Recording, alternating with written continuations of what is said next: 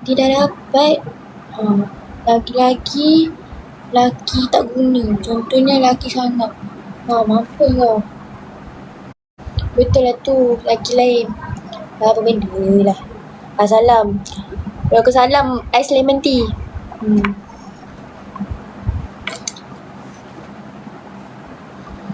Ada je. Mantap. Macam mana akak tahu? Saya tahulah kawan saya abak kat saya. Aku dah hantar dah tadi. Oi, mantap. Kau ni full effort apa, Pan? Bagus, Pan. Teruskan kejayaan kau. Ya. Alright, weh. Alright. Aku benci lah dengan buat aku macam ni. Nasi ayam aku belanja. Alah, nasi ayam aku pun boleh beli, Pan. Aduh, belanja lah mahal sikit. Thank you mak. Dapat apa kak? Apa? Nak sedap, I PM Thailand. Dah kata jangan jual diri dalam ni. Astaghfirullahaladzim. Kau ni kan. Nanti ayam gepuk. Nice. Belanja aku ayam gepuk. Spell nama brand rantai. Babe, ni I tak tahu. I beli kat TikTok. Saya tak tahu lah dia showcase dia ke tak. Side lah. Saya pergi tengok side lah.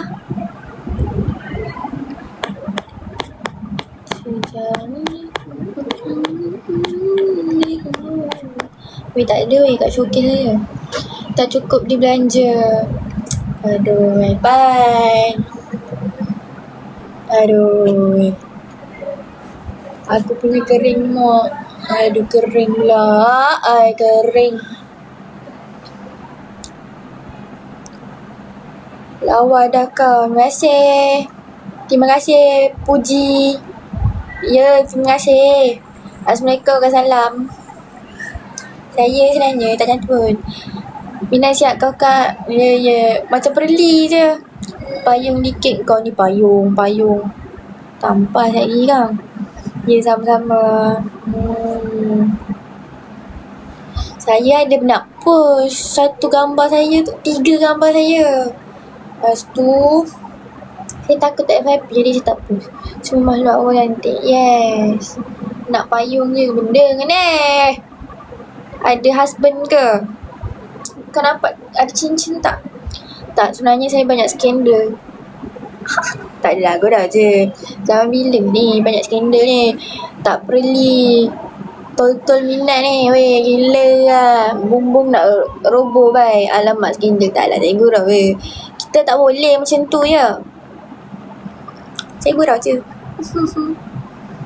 Takkan perempuan cute macam ni banyak skandal.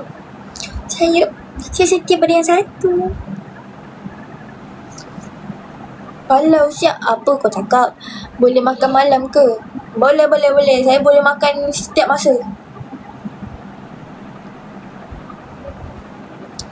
Sejauhnya.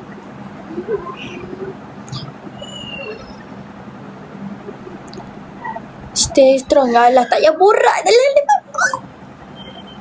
Kau nak borak dekat cek. Aku malam minggu boleh lah ajak akak dinner. Tak boleh, saya tak suka dinner kat mamak. Lol. Nak grup Melayu. Astaghfirullahaladzim. Kita ni Cik Alisha. Mana boleh macam ni. Ya ke tak suka mamak? Saya hari mamak. Saya dah bosan. Benda siap ni lah. Astaghfirullahaladzim. Saya tak tahu apa-apa. Terima kasih. Ansana jom. Tanah. Saya tak ada duit dah. Dah lama ke live kak? Saya baru live.